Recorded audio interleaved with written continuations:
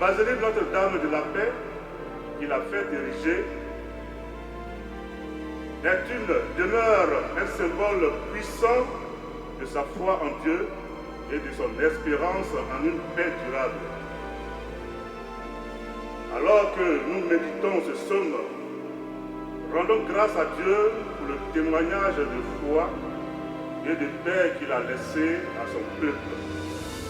Et reprenons ensemble: heureux tous ceux qui attendent le Seigneur.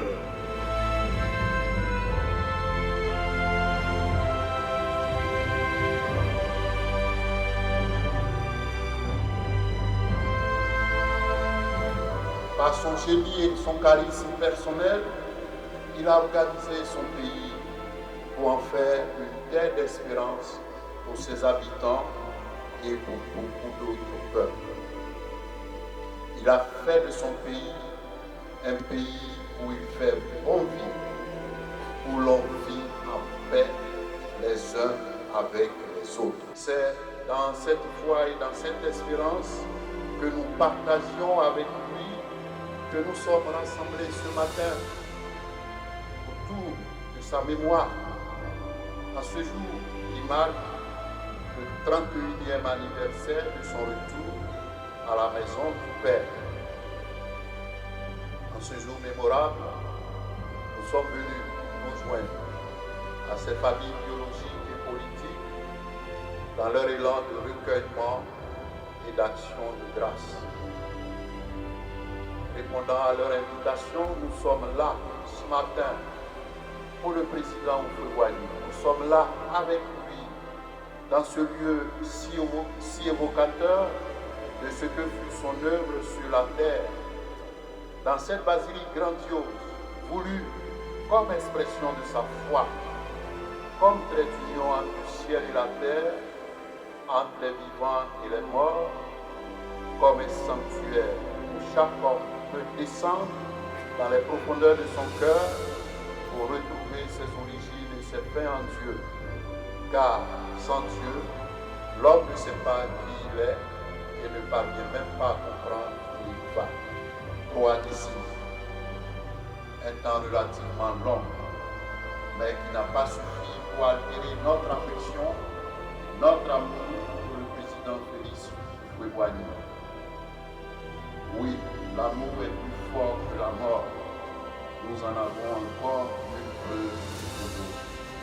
Nous demandons au Seigneur encore une fois de ne pas entrer en jugement avec son serviteur Félix, mais de l'admettre au nombre de ceux qui chantent sa louange à jamais, après l'avoir purifié par la grâce de sa miséricorde.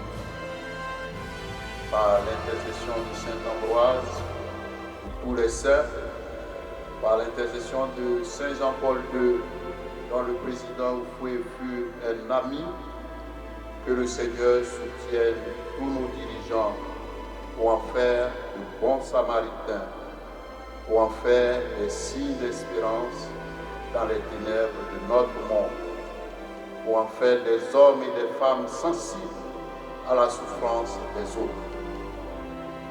Que le Seigneur accorde à notre pays et à l'Afrique tout entière la grâce de la réconciliation, de la justice et de la paix.